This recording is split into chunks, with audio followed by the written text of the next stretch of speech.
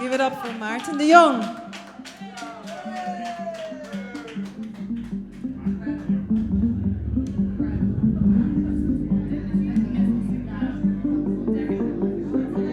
If everything is made of energy, and energy is neither created or destroyed, then all things already exist in an energetic and vibrational state. Recognizing this truth is the secret to manifestation. When you desire something, it already belongs to you on an energetic plane. If you can experience its energy, the feeling of it, you possess it.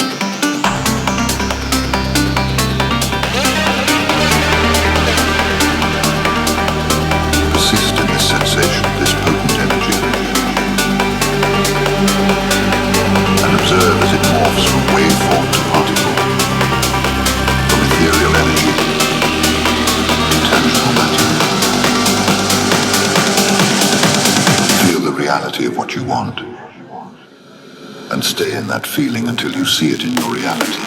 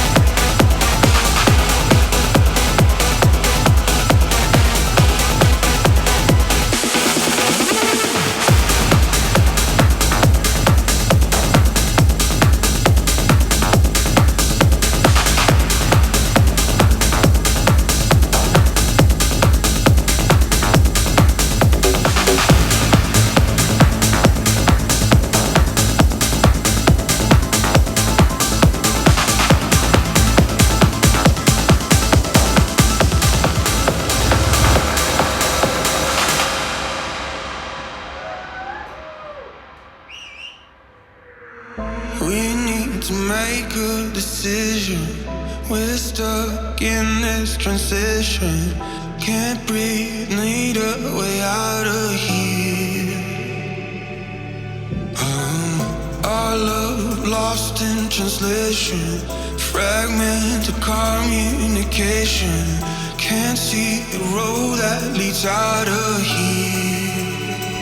So I won't follow through these shadows, and there's no rescue from the hollow. No, I won't follow through these shadows, and there's no rescue from the hollow.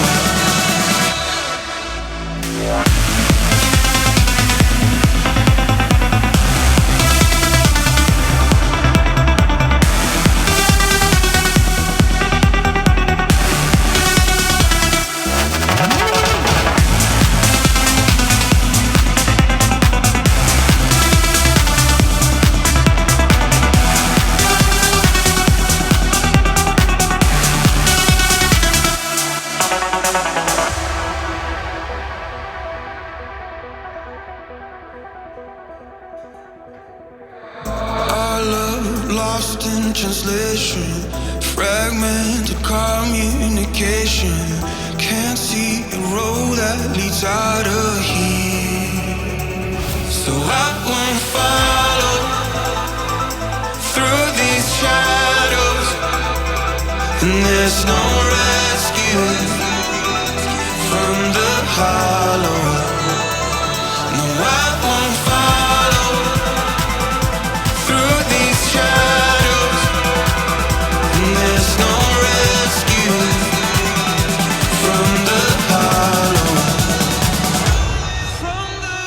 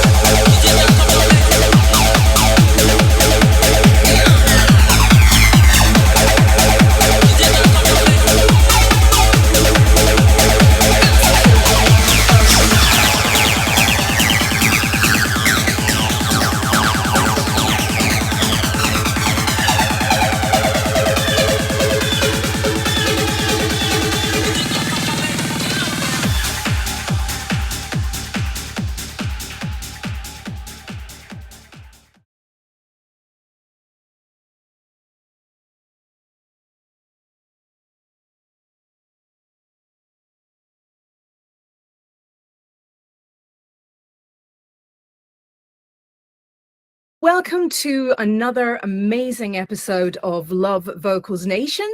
But this time we are bringing you a brand new series called True Talk, where we uncover the secrets of the music industry and speak our truth. Today, we are excited to welcome our new co-host and producer and DJ, David McLelland, known for his work as Amos and Riot Night. For those who know me, I'm Antonia Lucas, a singer and songwriter, and I'm joined by my talented co-host, Linnea Schossow. In this series, we will be bringing loads of amazing guests to join the discussion and inviting you, our listeners, to share your thoughts on industry issues and, of course, speak your truth. So as part of this new series, we've invited well-known artists from within the music industry to dive deep into the topic that everyone's curious about.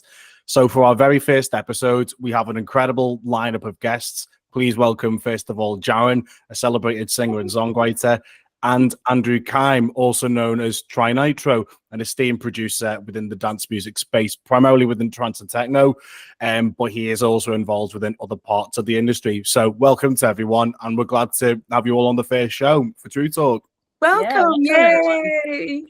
Let's kick things off by diving into today's topic, which we've chosen for a very specific reason. So as hosts, we came together to brainstorm how we should launch this new spin-off, True Talk. And during our meeting together, we bounced around the ideas on important subjects and how to discuss these things. However, we soon realized that we were all nervous about topics to bring to the podcast. And we said that we had to be very careful of how we say things, because we feared that we would get backlash and that the music industry would basically cancel us. Yeah. So that's when it hit us. This is our topic. Today's discussion is titled, "The Fear of Speaking Up as an Artist." So we're going to open the panel for all of our listeners. So get your fingers on the keyboard and give us your thoughts and get involved. So let's start around the table with a question. Jaren and Andrew, in your experience, what are the primary reasons artists are afraid to voice their opinions or concerns? What do you think? I can speak for myself, and I think I can speak on behalf of, I would say, predominantly the female artists that I've ever worked with who have chosen not to speak out about these things. And that is obviously the fear of getting blacklisted and having your career completely nullified, basically, like you can't do anything. It's happened to artists that I know personally. I think in the last episode, we spoke briefly about, there was this has happened to several of like the female artists that I've ever worked with, but there are a couple in particular who to this day will not speak out about the music executives, plural, who abused them very, I won't get into details, but they abused them very, very, is awful. And they won't speak out against it because they know if they do this, they're not going to be able to work again. And so one of the girls told me, I'm waiting until my career gets to a certain height before I'm able to come out about this. Because if I can manage it on my own and I don't need that whole side of the industry to support me, if once I get established enough that my fan base can support me, then maybe I'm going to be okay. And so they've chosen to say nothing about it for that reason. So I understand from really that perspective. I would say that's a predominant perspective that I'm aware of and that has affected the women in my life, let's say. It's really sad to hear that. Yeah. Are there any kind of stories you're willing to share without names? I can give you a personal experience that happened to me actually when I was 19. And also I have to say I consider myself extremely lucky because I've only been sexually assaulted a couple times in this industry in my entire career. And one of them could have gone much worse. And I'm so thankful that I have always been really in tune with my gut and my gut feeling when things feel a little bit off. When I was 19, I had been scouted by, this was back in the time when MTV was still a big thing. I had been scouted by, I guess he was like considered a star maker. How he found my stuff, I don't remember. It was probably, we were probably doing MySpace back then. Like, I don't know. Anyways, he had invited me for a meeting and he's like, listen, I think I could get you on MTV. Let's have a meeting. And I was like, holy shit, dude, this is massive. Okay, cool. And we didn't have Google Maps then. It was like MapQuest or something. Anyways, he gave me an address. And at some point I realized, after having, I don't know how I looked up the address or what, I realized it was at a hotel. And I had just been given an address and a number. And so I thought, oh, it's like an apartment or like an office space. And it wasn't uncommon at that time, especially in Los Angeles, to meet in hotel cafes or hotel restaurants to have business meetings. There were a few really well-known spots where you could have your coffee, have a business meeting, and be, you know, overlooking the ocean. It's really cool. Thought maybe it's one of those instances, but there was something that was nagging me. And finally I was like, well, maybe I'm just going to ask him if I can bring somebody. And then I thought, no, maybe I shouldn't. Maybe I should just show up with somebody. And then that didn't feel right either. So I finally reached out to him. I said, listen, is it okay if I just bring someone? It's just, no offense, but we don't really know each other that well. But, you know, is that okay? Thinking like an adult response would be like, sure, no problem. Right. He flew off the handle. How dare you ever ask me that stuff? Why would you ever ask if you can bring someone? You don't ask if you can bring someone. You bring them. They can wait outside the hotel room. And I was like, wow. What? And so I said, okay, well, I'm sorry, but I just don't feel comfortable with this. And he was like, okay, well, your loss. Good luck to you. Well, and so then there was a way, and I can't remember if it was like how old is Reddit? I don't even know, but there was some sort of way of like Googling something. And I remember, I think I typed in like this guy's name and like reviews or like testimonials or something, just to kind of see if he was legit. And like, there was this forum, these postings of all of these singers in Los Angeles saying, beware of, he told me he'd get me on MTV if I did this, this, and this. Wow. And, you know, and I suffered the abuse of that. And so I was terrified after that because I thought, shit, this guy has my name. He is a star maker. Maybe he has some sort of like a list or something. And he's going to be like, hey, don't bother going to that girl's, whatever, showcases or whatever, because, you know. So I remember being really nervous about that. I remember being really relieved, like, oh, thank God I listened to my gut and I didn't go. But, you know, and also I feel like this industry, it's very, you get sucked into your own bubble, right? And you start kind of living around your own bubble and your own recognition or whatever. So it's easy to get caught in the throes of what you're doing and not think outside of that. So I had no idea, like, I don't know how many singers there were in Los Angeles doing what I was doing at the time, probably thousands and thousands and thousands. Wow. But I was really concerned, like, what if this guy like ruins my career because he's mad because I like did go to his hotel room. And now as an adult of like a teenage girl, I'm like, oh my God, my poor mother, if she had known this was a possibility, she would have. That's really quite a scary story, to be honest with you. How old were you? 19. Oh my God. Yeah. That's really young, that, and potentially as like coming into adulthood, like for that age, it's still considered vulnerable. And I think like we've heard a lot in the press over the years following the whole Me Too movement of what happened in the film industry and how prevalent that was there. So to hear it happening within the music industry at different levels and not just at the very top, it is sad, you know, that people can take advantage and they are essentially abusing a position of trust, as it were. I've heard so many stories when I tell you, like, and I keep reading about it too, people saying, you know, that we are just at the very tip of the iceberg with the music industry. Shit is going to come down like an avalanche with the music industry soon. Like all these pop stars are supposedly going to be coming out and talking about their experience. And I think one reason I think maybe there's a grain of truth to that is that I see a lot of the women in sort of my generation that were going through that in the earlier part, like back in the 2000s, early 2000s, the 2000s and the 2010s, are now like me. We're parents now, and we're like, we would never let our kids do that. So we're at that age now where we're having kids, and we're like, oh, whoa, we need to set a new example. We're talking about this. Well, I think that's absolutely right, and I think that I mean, I think I've been personally quite lucky. Certainly, when after my first release, I was lucky. All the people I seem to be working with, certainly as co-writes, were quite, you know, decent people. But I had an experience myself when I was 18, and it was absolutely humiliating. And at 18, you're thinking to yourself, I really want this gig. I really want to do this. And then not knowing what is right and what is wrong, you're kind of in the dark.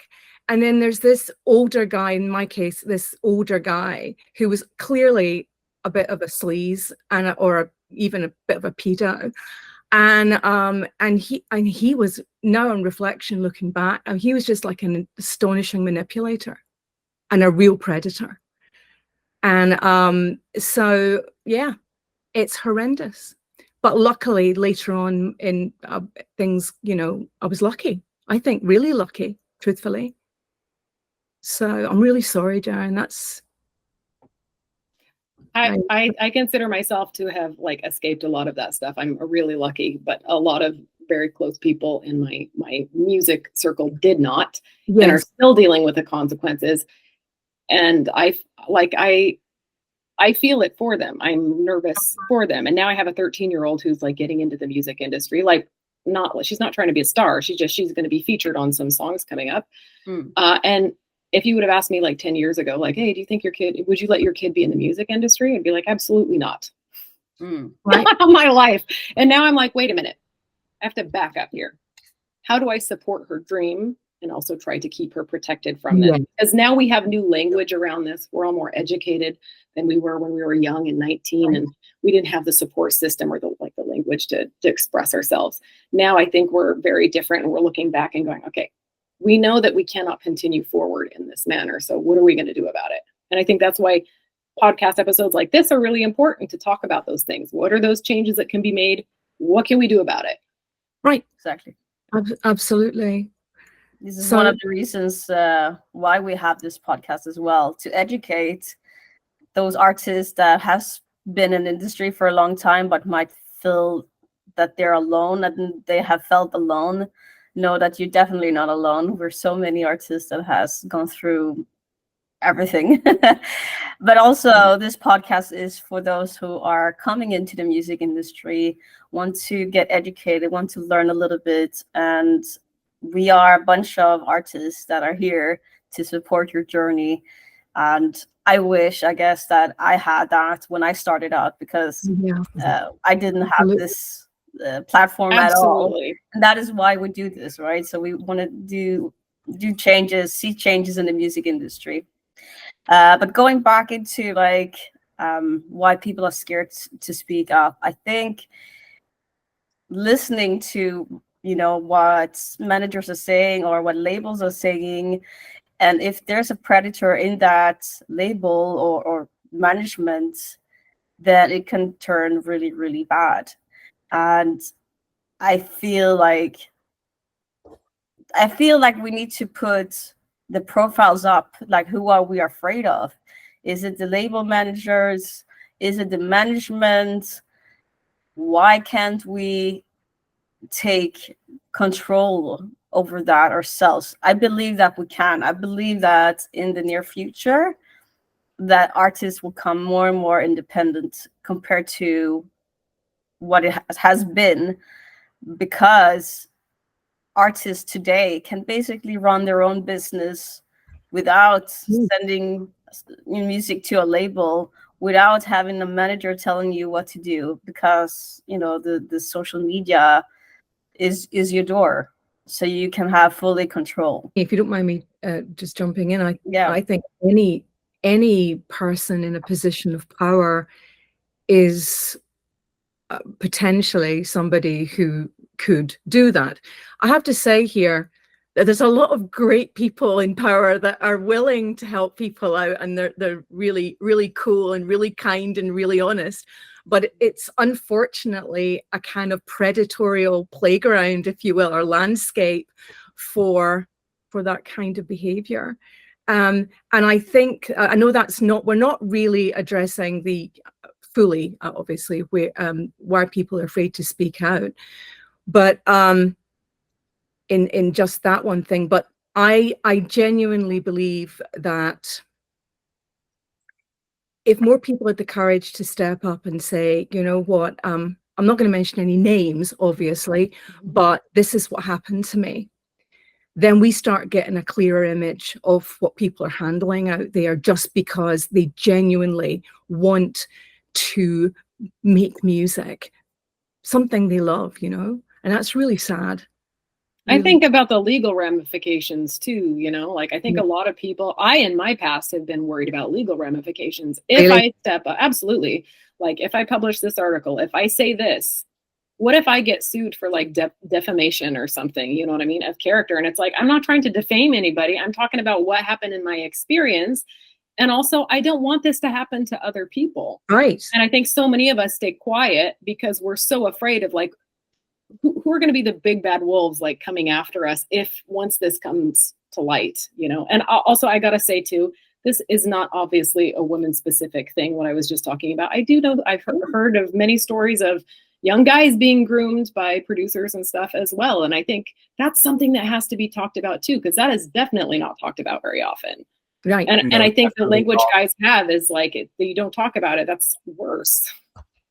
I think just to bring Andrew in, actually, I think obviously as males ourselves, I think there does seem to be this culture amongst men to keep silent and not talk about these kind of things. Or I suppose it also ties in with the whole mental health issue that's only recently has that conversation really started to come through to the forefront. Yeah, and I think that something that anyone needs to do, like men or women, is call it out if you see it. Like it to me, there's no use in being silent. And I've actually even with people I know in the music industry have offered, hey, if anything seems weird from with either messages, contracts, or anything, send a screenshot over it. I'll read what I think it is. No harm, no foul. And to me, it's, you know, it's crazy what some people will try to pull over on new producers that I've seen from some of my friends and other instances. To me, it's kind of a sad situation where, you know, you have a person who doesn't know what the right answer is or doesn't know what the industry standard is. And then on top of that, you have predatory, situations that then get put into that. There's a whole lot of issues with just the entry into the music industry that people don't say enough about to get the information out there so that people know what to look for, know what to be mindful of, and know how to support themselves. So I think there's a lot around that can be done. Absolutely. So I've recently signed a contract, and it's a collaboration on a well-known trans label with 3 other people. And these guys have been in the music industry for a pretty long time, I would say over 10 years. So they would know their way around. They are very hungry and they want to be in the top. Like everybody wants to. Everybody wants to be in the top. They want to be, getting the gigs, getting popular and things like that. Everybody has a dream, And so when we were sent the contract over from this record label, I asked all of them, are you guys okay with this contract?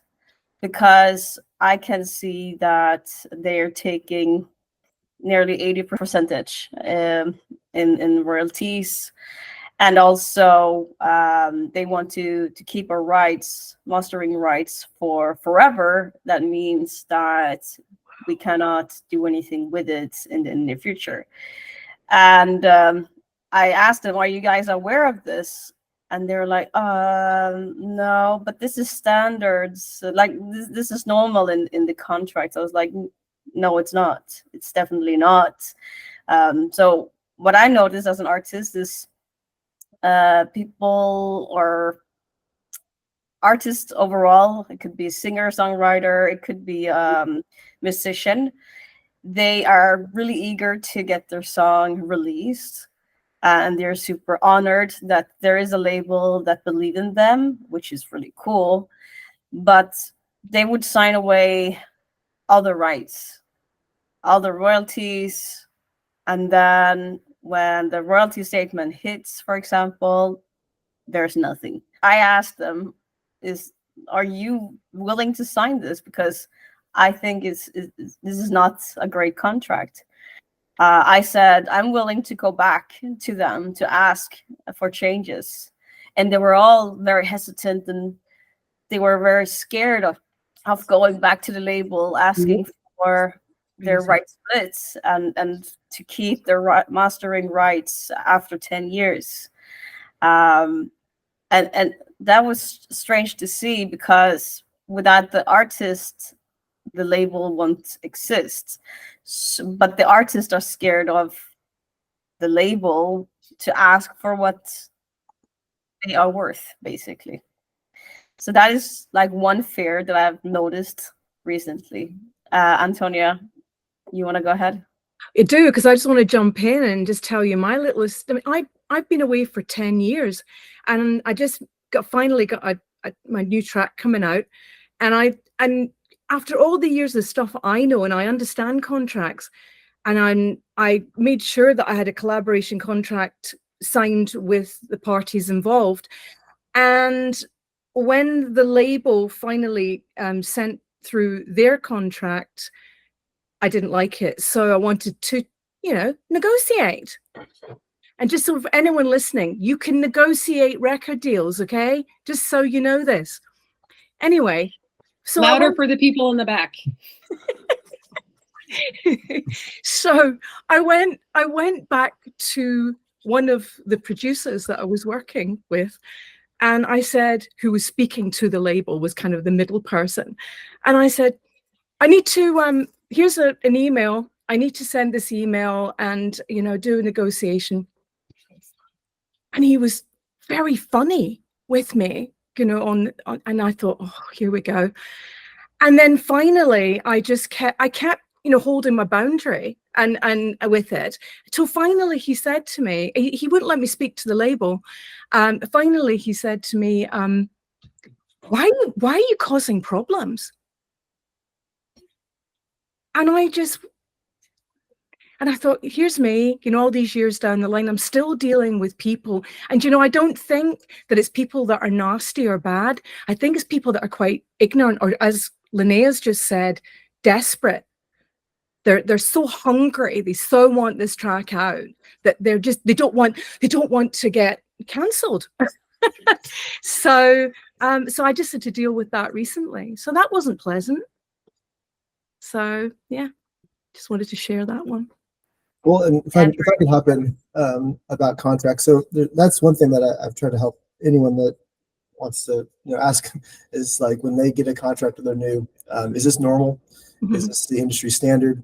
I've in both my music and career life, I've actually had a lot of experience with contracts and what those should look like, and that's a blessing and a curse, because you get to see what is standard and then what some people try to pull on some others, and there's a lot of back and forth with that. I think you should always feel free to be able to negotiate. I don't think that should be frowned upon in any situation. Sometimes I think there needs to be clarity around, like, if for example, if a record label is taking a bigger cut than others, you should be able to ask why.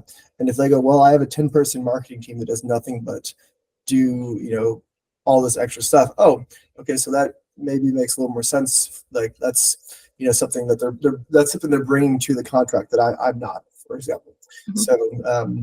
So there should never be an issue with asking about that. It can be frustrating, though. I've seen a lot of people who don't even want to bring that topic up. Like, oh, I don't want to ruffle any feathers, And to me, that's never a good thing, because it just sets whatever you start at. That's what you're setting the bar at.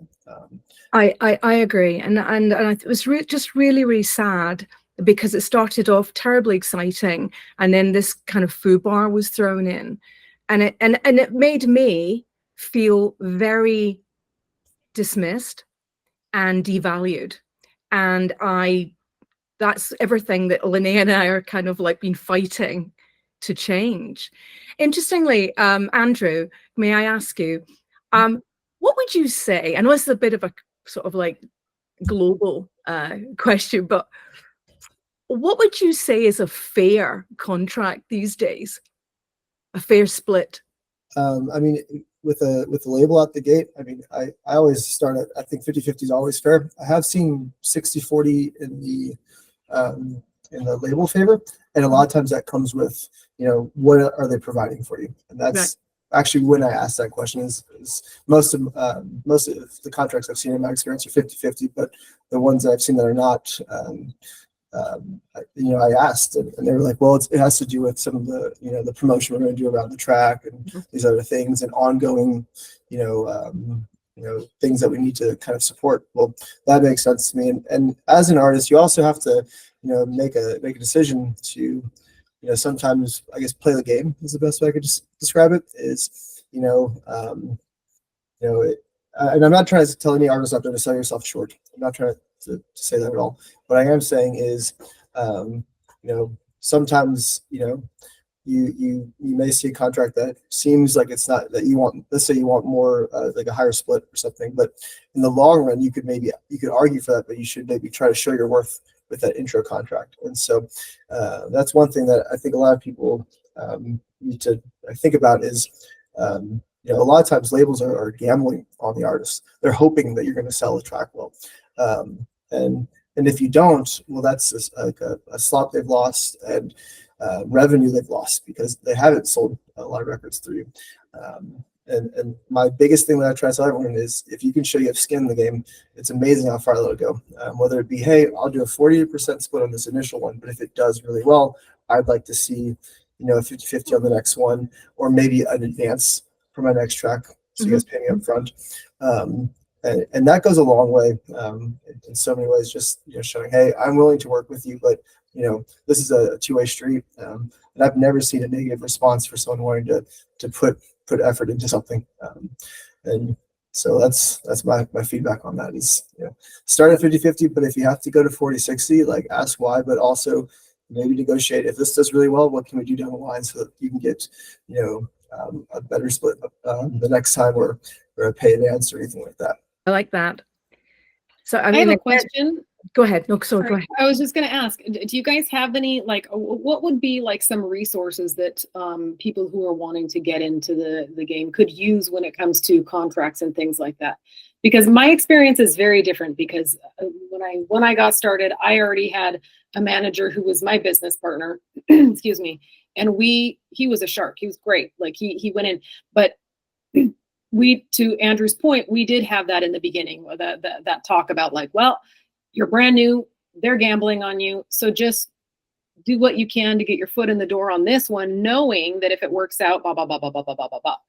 What I have seen, there was a time in the late 2000s, and I've seen it a little bit now too, where people are asking now for just like a buyout, like work for hire. I'll pay you for this. Like, I get hit up for those all the time. I could pay you X amount of money for this, and like no royalties. And I'm like, I don't do work for hires. But I don't think a lot of people know that. And so sometimes I'll get hit up by somebody wanting to get into the field, on my Instagram or something in my DMs, being like, hey, do you think, like, should I just do like a song like for free just to get my name out? And I mean, I guess if you want to, but like, if something happens to that song and it gets really picked up, you are swimming up shit creek without a paddle, man. Like, good luck. You should always protect yourself. That's one thing is, there's doing something at, a slight deficit to yourself just to get exposure, whatever. But you should never leave yourself open to something that can actually be very bad. And so I guess to answer your question on resources, there isn't a lot out there. I myself was very lucky to have, a manager and a really good mentor behind me when I first started getting into the music industry.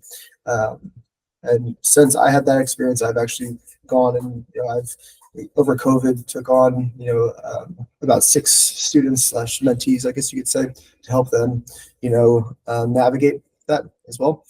But I personally, I can't think of any resources out there for contracts or knowledge bases. And I don't know, David, do you have any that you can think of? I can't think of any offhand. No, I can't really. And even when I started out getting into the business like years ago, like there wasn't that much out there in terms of resources at all. It was very much like you could call it like learning on the job and then learn with experience. But as the topic often comes up later on down the line, if something did take off, the last thing you want to happen is for you to be completely burned at the end of it all. There's no two ways about it, really. So as you said, that there has been no place to get educated, but over the last 13 years, me and Antonia have worked really hard on creating a platform for musicians where they can get educated.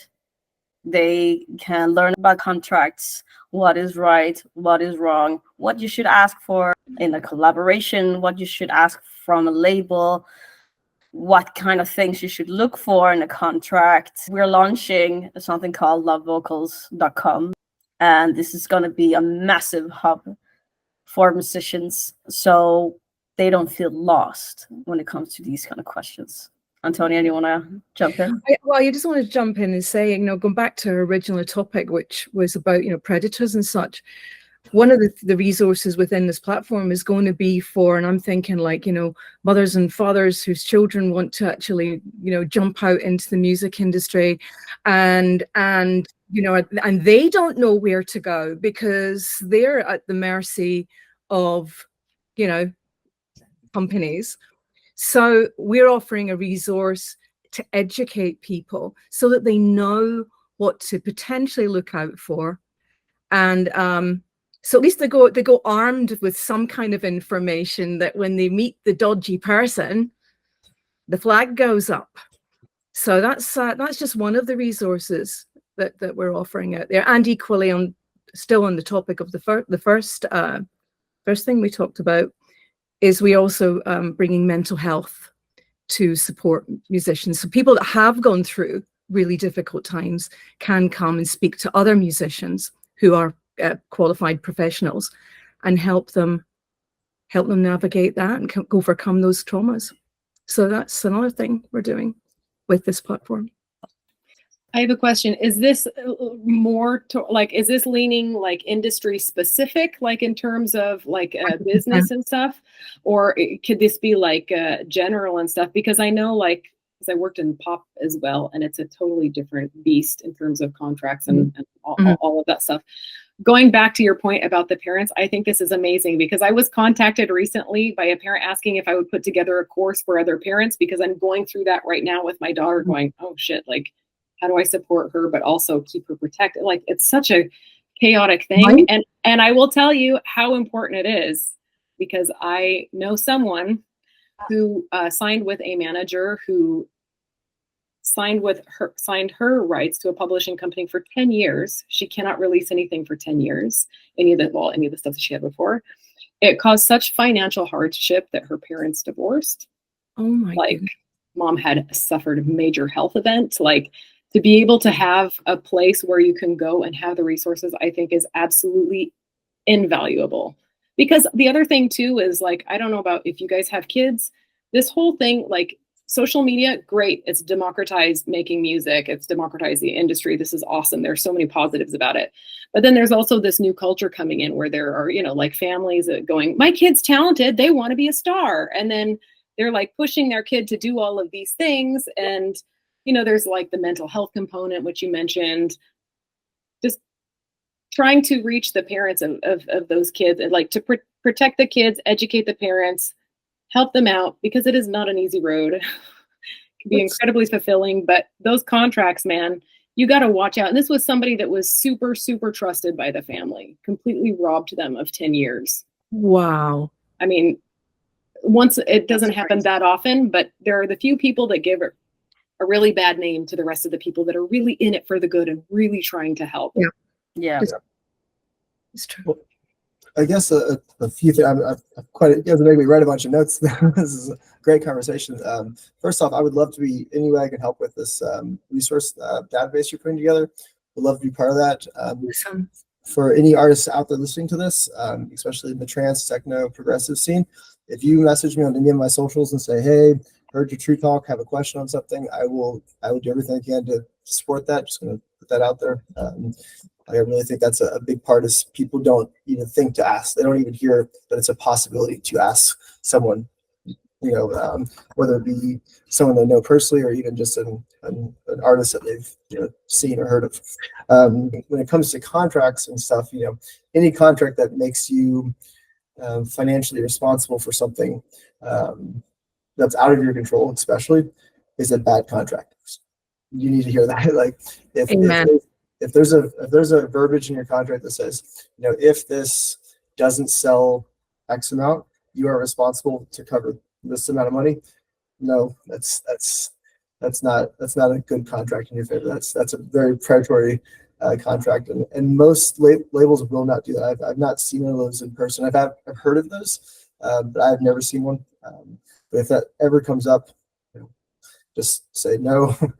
Don't do it. Don't do it. Because that's really bad. Especially, I'm so sorry to hear about your friend's parents that they divorced her. That's so terrible. Crazy. It's terrible.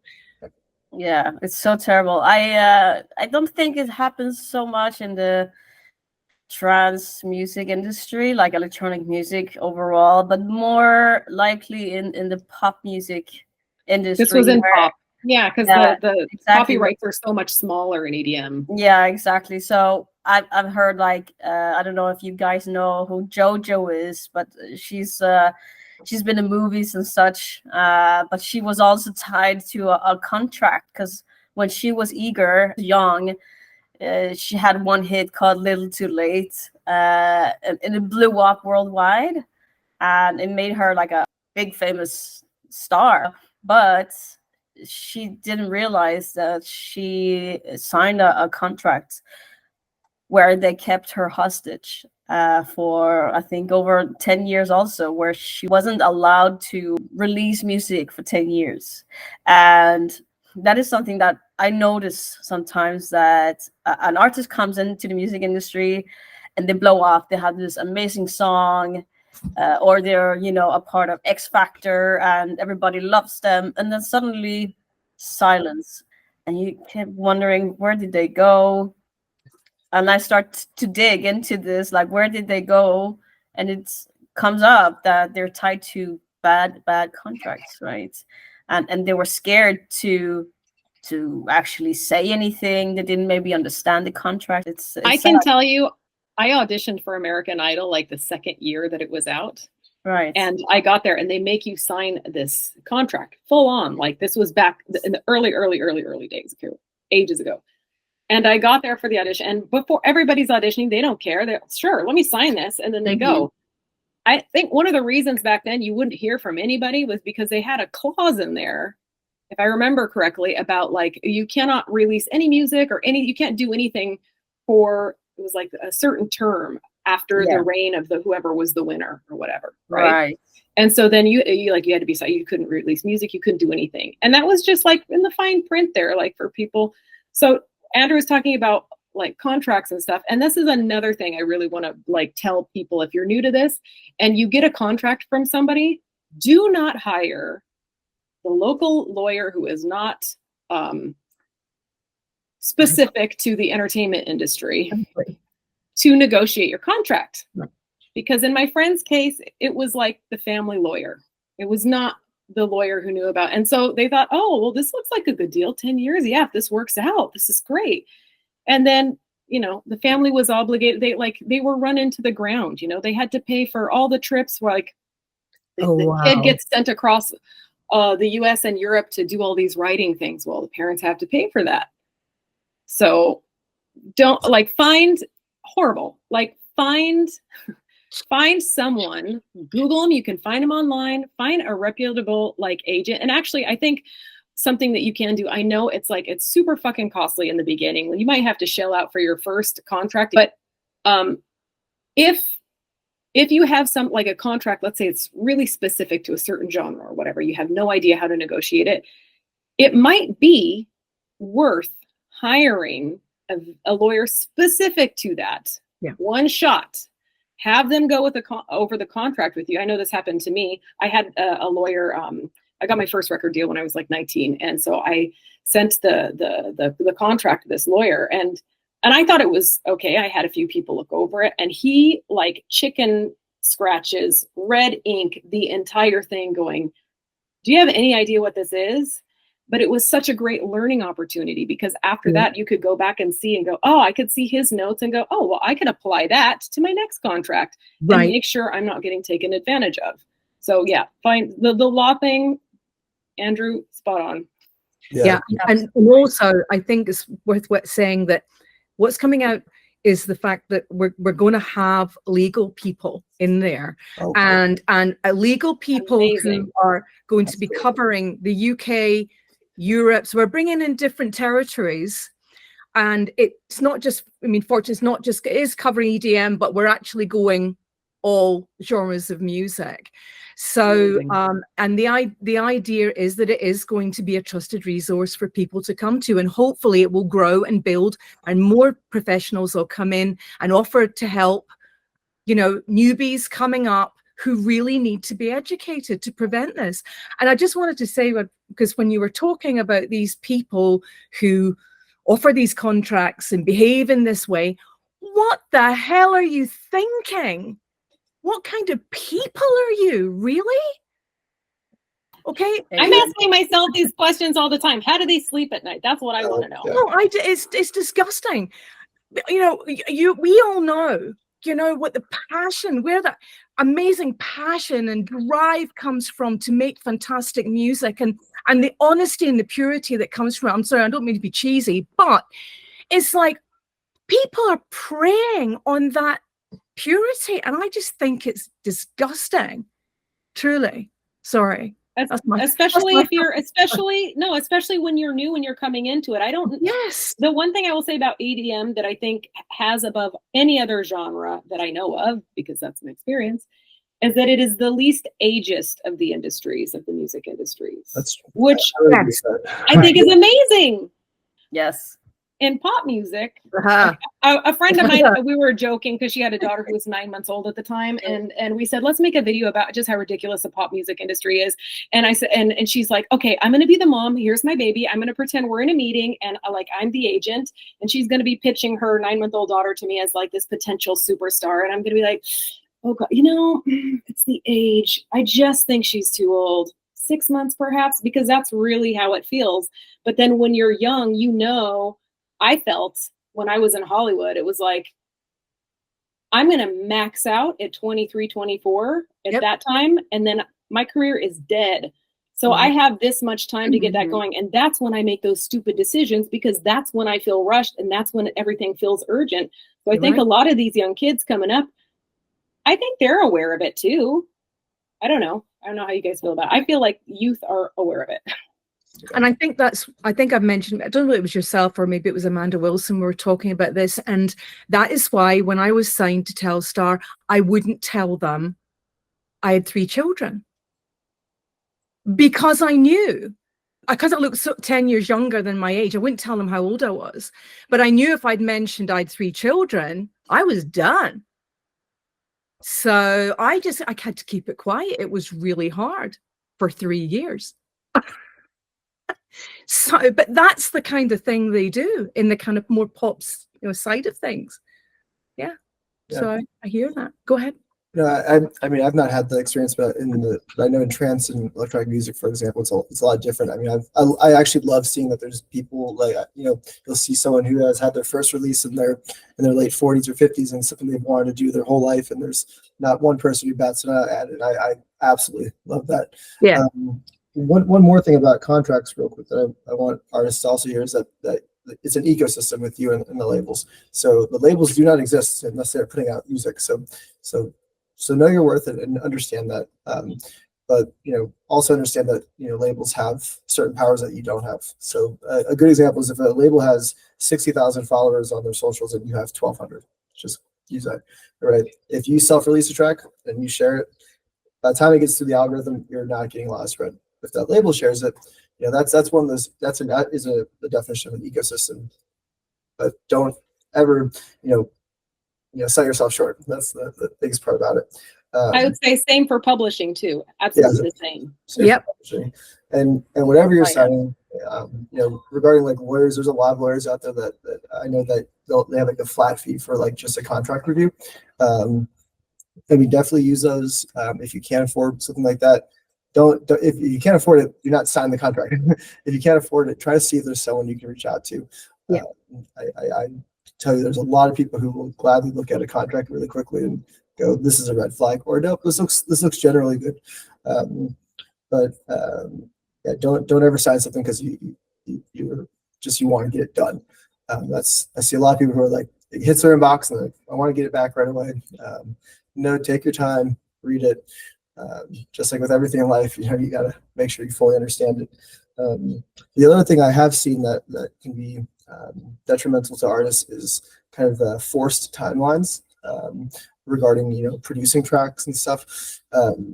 If you are not a full-time music producer and this is what you were doing for your day job, I guess you could say, do not agree to producing a track a month or whatever that timeline someone may want from you, because you don't know what could come up with your personal life, your professional career. Like if you have a day job, for example, and that ties directly back to the financial side of it. Is if you have a project to do with your day job and you have a deadline with music, and you miss your day job deadline for the music deadline and you get fired or something, and now you are in a financial situation. So that's something you really need to think about is, whatever you're doing in music, you need to make sure that long-term it is financially sustainable.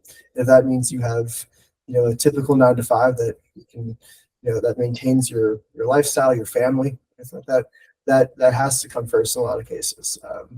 And if you're fortunate enough to make it to a point where you can fully do music production or just music industry stuff full time, then that's a different situation. But for most people coming into the industry, they are not full-time music producers, and that takes a lot to get there. A lot of the big names I even know personally still have some level of a part-time or day job that they use to kind of stabilize themselves. So that does not said a lot, but it's the truth, and just be mindful of that. I love that. Thank you. Wow. Question for you guys. Do you know, or do you suspect at all, like for the people, because to Andrew's point, the people that I know that do things full time, they're under like a pressure, right? Obviously to produce a certain amount, and like it could be hit or miss too. You don't know if your song is going to do well or whatever.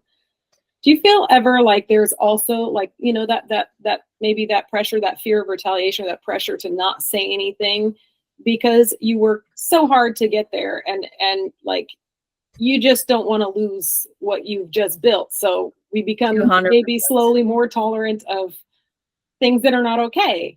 Yeah. Right. You're right. Absolutely. Yes.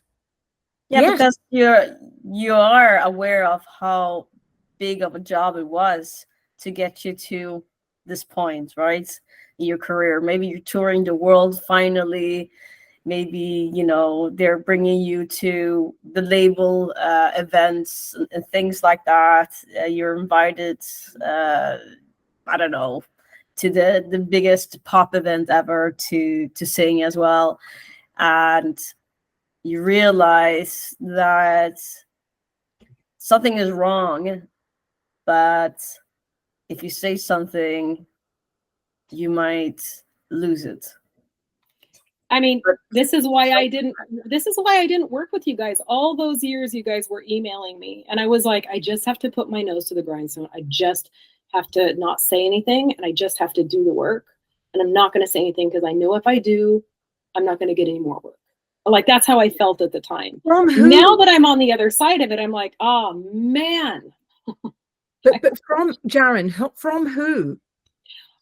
From label side, in my experience, the labels, even when they're competing with each other, they all have, there's an inside connection back there that nobody talks about. They all know each other's business all the time. A lot of them talk to each other, communicate with each other. We were blacklisted a little bit. CMJ was for a time. And I mean, we heard about it through different, like various labels. Like, so I really strongly felt like if I ever wanted to speak out about anything, it was maybe it would be taken out of context, sorry. And then then it's gonna end up at a label. Label's gonna be upset with me, and then I'm gonna get dropped. Well, we got dropped anyways for our first album thing. So I don't know what the best thing to have done would have been. The reason I'm on A&R, I run a label, and on auditor recordings, we care about the quality of music. Obviously, if somebody would go against, do something absolutely horrific, I don't know, do something really, really bad, criminally or stuff like that, maybe the label wouldn't like to be associated with that. But for people to speak about different topics and stuff, I mean, why couldn't they? It's a part of their journey. So for us speaking today at True Talk and Love Vocals Nation as well, probably also raises eyebrows around the music industry. Yeah. Around me or Antonia. But we do it because we care about artists and we want to make a positive change in the music industry. And I'm not afraid because I have nothing to be afraid of, but it hurts to see artists being very afraid, not being able to, be themselves out there in the music industry. But does that? I know. I'm sorry, guys. I know, and I'm going to, because I want to ask everybody this question. But is there this sort of say about how we view ourselves and our value, that we are willing to sacrifice our value? Just keeping quiet, because we're sacrificing our value by keeping quiet. In any other industry, in any other business transaction, you could go in and say, I'm not comfortable with this. This is not making me feel okay, and this is actually damaging our value by choosing to do that. Again, that's where I'm going. What do you guys think about that? You should always feel free to be able to ask the questions or talk to the labels and not have any repercussions. But with that comes a level of professionalism that goes a long way in my experience. I can't speak for if you already signed, let's say, a bad contract or something. That's a different situation. But what I'm talking for is for more intro to the industry. There's no one wants to be hard to work with, so you have to, that's there's a difference between being blacklisted and being hard to work with. That's a really key thing. Yeah. And I think a lot of people don't want to. They fear that they're going to be put into, they're going to be blacklisted, or they're going to be labeled as hard to work with. But then there's knowing what you want from the situation. You're not being hard to work with if what you're being asked to do is against what you want to do. That's just you're holding true to your values. But so that, with all that being said, be professional.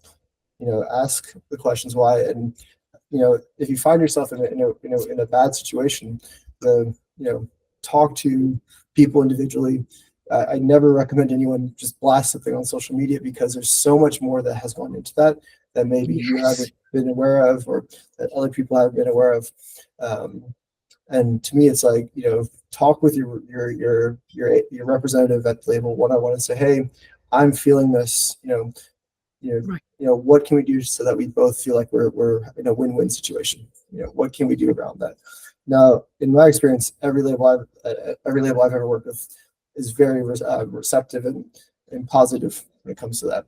I can't speak on pop or anything else. I'm just talking about electronic music, but you know, you really need to make sure that you know your respect goes both ways. And I've helped people write emails even to labels because they want to stand their ground or do something that aligns with what they want to do, but also show that they are open to kind of navigate that accordingly. And I think that there's not a lot of people get afraid of that. They're afraid to ever like speak up about something. It's not necessarily about speaking up. It's saying, hey, why is this the case, or how can we do X, Y, or Z, or maybe we do.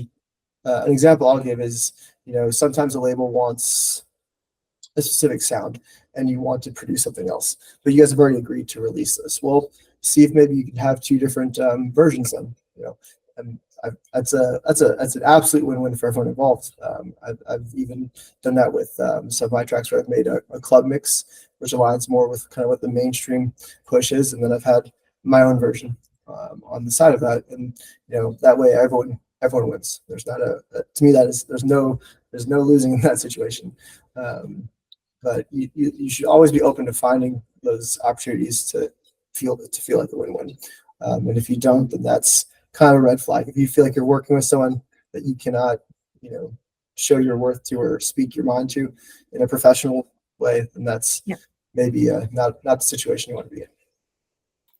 And I agree with everything that you just said, Andrew. Do you think, I kind of advise people to maybe, in a way to stand up for yourself, like coming really from the place of curiosity, right? If you're going to approach a label or an executive or somebody about what it is that you want, I think they can feel if you're coming from a place of genuine curiosity. Hey, is it okay if we do this? Hey, what about this? I'm not feeling like this. What do you think we can do to work together? As opposed to, oh my God, that's not going to work. Blah, blah, blah, blah, blah. And the reason I say this is because I have been the asshole who did the second thing, where I'm just like, I'm so mad. I'm so tired. Yeah. I've been working on this for 10 years, and I'm like, it's going to go this way or I'm not doing it because I'm this worked up now because we haven't been able, where if I would have just been able to sit back and be like, hey, what do you think about this? I'm sure they would have been like, oh, sure, no problem. So learn from my mistakes, people. I think that's a perfect way to put it is, approach it with curiosity, because sometimes you'll be surprised what you learn on the flip side. Mm-hmm. Oh, the reason they were asking for, let's just say a label goes, they signed the track and you need to send your final master by this date. Normally that date is because there's literally a mountain of stuff the label has to do for releasing it, to send it to Beatport, send it to all the different entities involved to and you don't see, you're not privy to that as an artist. Sometimes you're just like, what's the big deal? As long as I get it to you, there's so much more. And when you ask those questions, you learn knowledge about the industry, you can learn how the system works. And you may find a new path forward where, that you weren't even aware of because you didn't know it existed. And I think that's a really big point is, again, professional understanding, sense of curiosity. You're trying to understand where they're coming from. Love this so much, Andrew. This is so good. Good tips. Labels are people too. The people you're talking with are also people.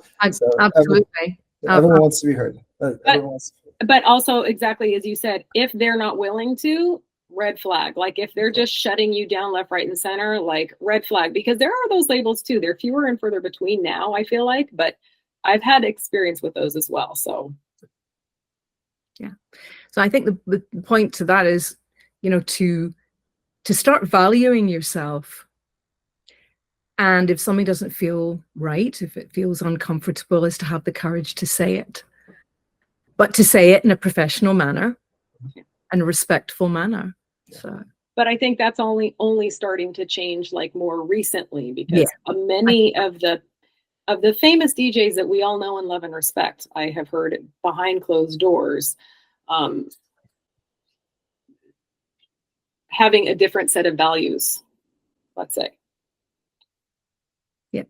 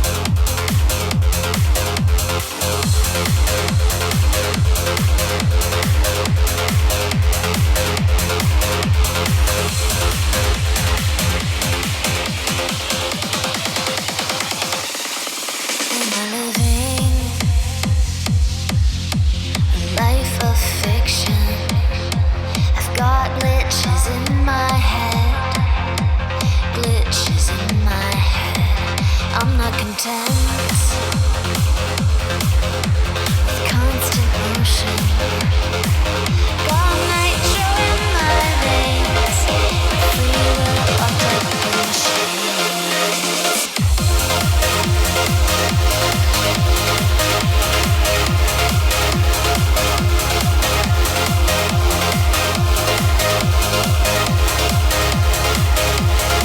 I'm on fire.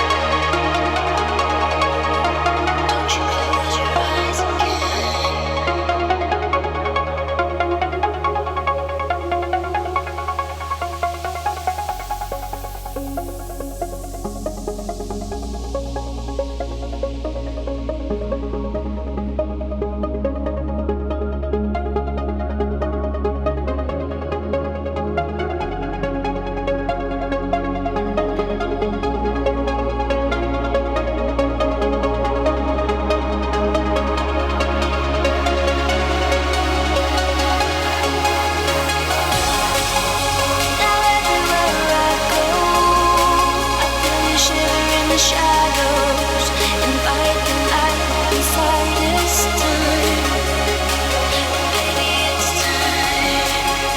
Now everywhere I go, I see you standing in the shadows, hiding in the night.